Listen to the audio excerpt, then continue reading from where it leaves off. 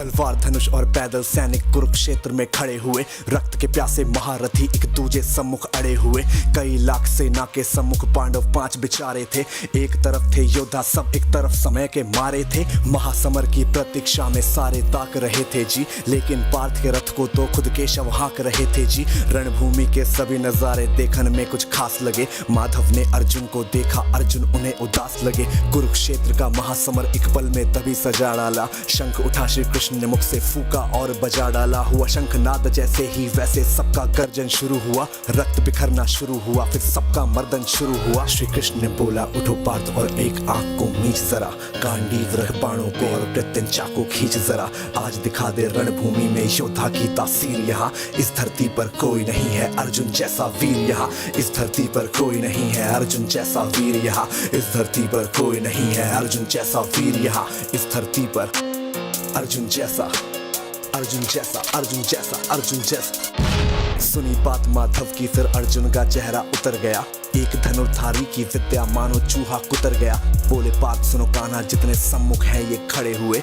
इन्हीं सभी से सीख सीख हम सारे भाई हैं बड़े हुए।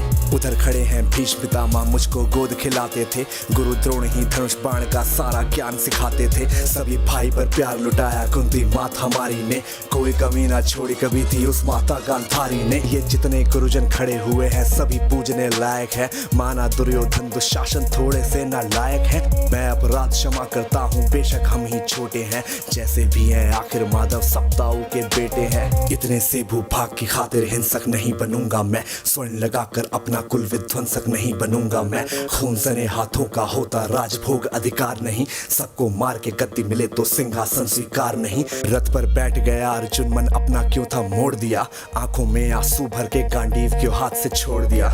छोड़ दिया मतलब तुम युद्ध नहीं करना चाहते। बात मुझे पहले बतलाते, मैं संवाद नहीं करता। तुम सारे भाइयों की खातिर मैं कोई विवाद नहीं करता।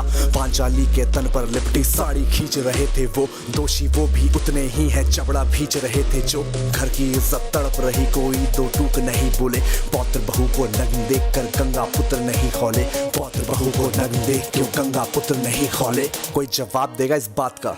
और अर्जुन तुम कायर बनकर हो बैठे। पार्थ बड़ी बेशर्मी है, संबंध उन्हीं से निभा रहे जो लोग यहाँ पे अधर्मी है। धर्म के ऊपर आज यहाँ पे भारी संकट खड़ा हुआ।